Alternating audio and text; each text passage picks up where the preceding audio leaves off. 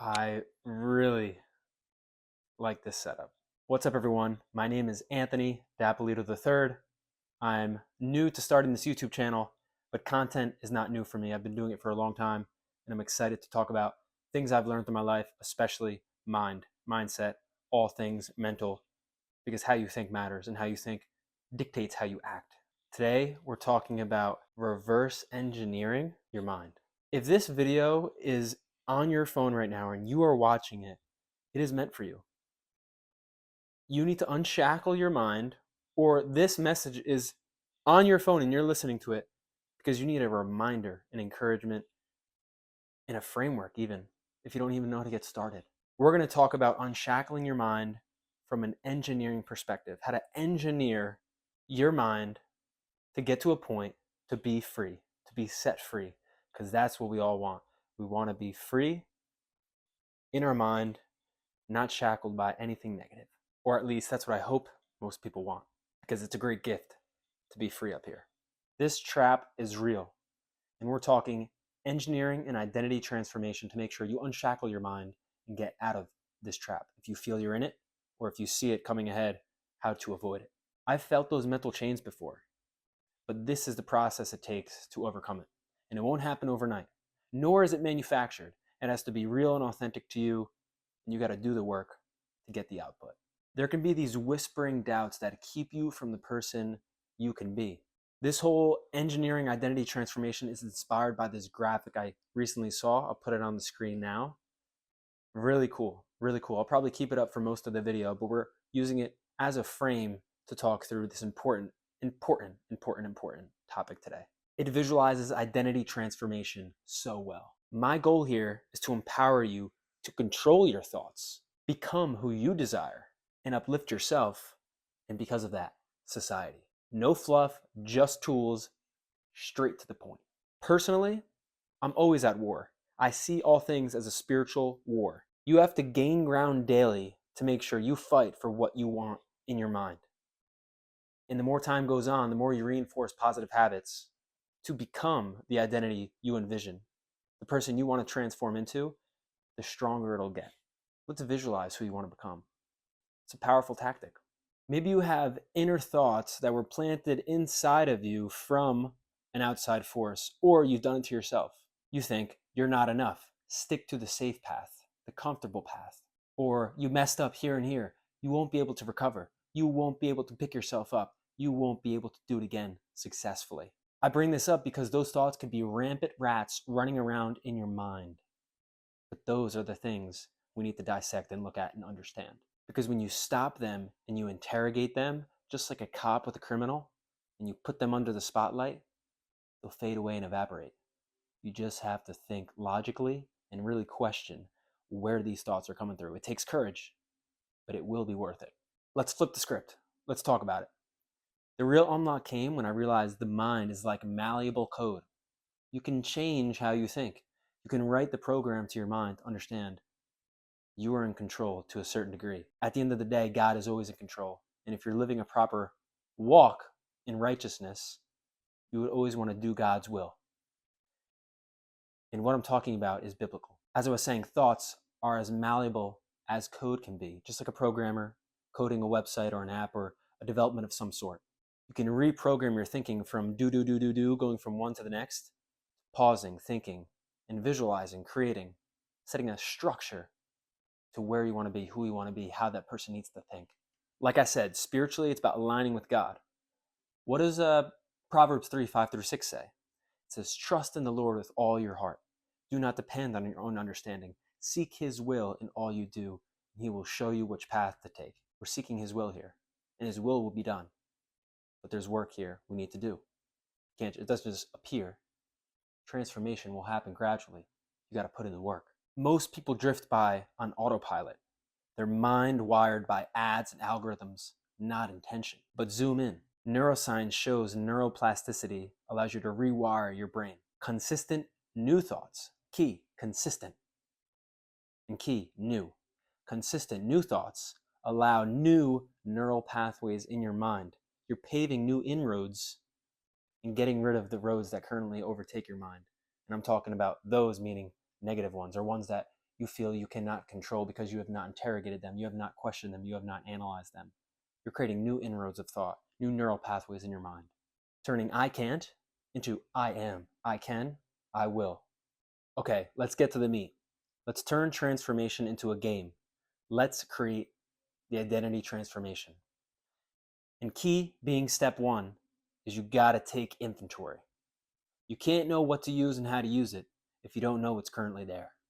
Just like journal time, you gotta journal your identity, who you currently are. Who are you now? What are your strengths and weaknesses? What are your values? What are your beliefs? Who are you right now in this moment?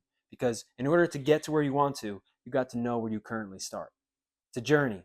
And like I said, it's an adventure. It's a game we can play. But we got to know where we're starting and where we're going. We'll get to where we're going in a moment. For example, identify limiting thoughts. And again, like I said in the beginning, you're going to need courage to do this. You're interrogating the current thoughts you have. If an interaction with someone comes up and you shy away, you got to understand, why am I doing that? Do I shy away from speaking my mind, from speaking the truth? Why is that? Okay, you got to dive deep here. Step two, after taking inventory, is observation. We're going to observationally rewrite the mind, those new neural pathways. We're going to study the patterns in which we think. Track triggers. Track when something sparks you to become negative. Is it a certain time of the day? Is there a certain moment that triggers it? Is there a certain environment? Are there things that you consume that then trigger it more, that induce more of the negative thinking? What is it? Counter that with evidence. Talk about the wins you've made, the small wins here and there. And it does matter. Your action does matter to a degree. I'm talking here and just like the action-based living, your lifestyle. I'm not talking about faith, because we know you only get to heaven and you're only saved by faith through grace. But I'm talking about mental rewiring here.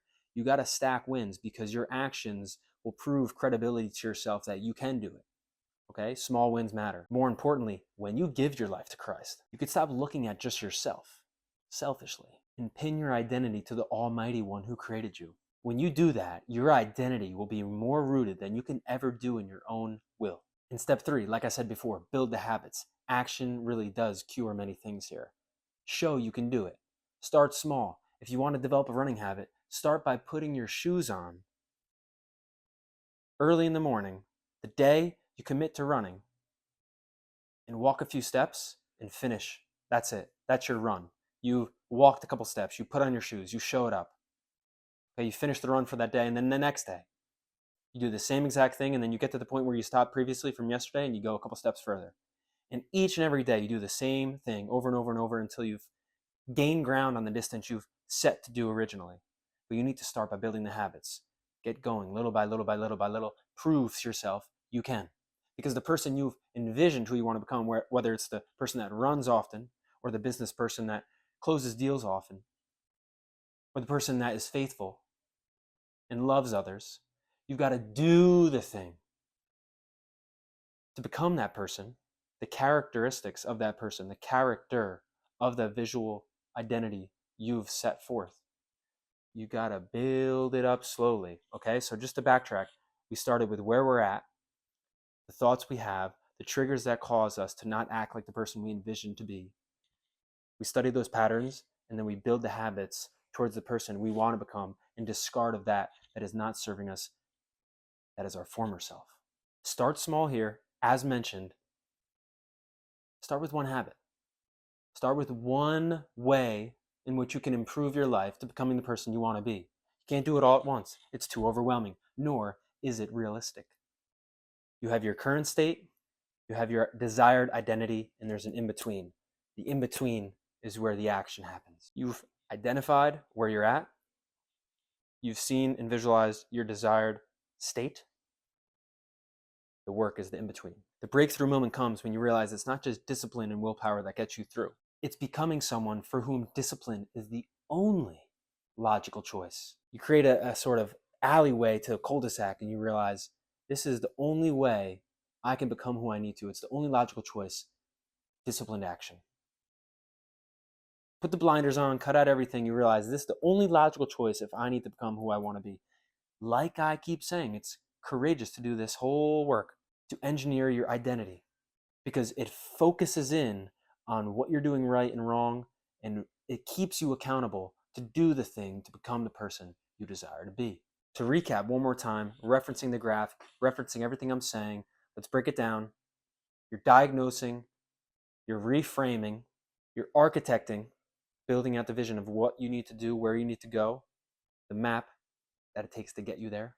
You install, download, just like writing a program. Download that code into your mind, into your body, into your heart. Activate, build a momentum, take the actions. The new you isn't just going to appear out of the ether. Put in the work. Think about who you want to become. You can do it. You can do it. If no one's ever told you that in life, I want to tell you, you can do it. Get to work. Thank you for watching. Again, my name is Anthony. If you like this video, like it, comment, give your thoughts. If you like all the videos I post or some of the videos, or this is your first one you're watching, subscribe. I got much more.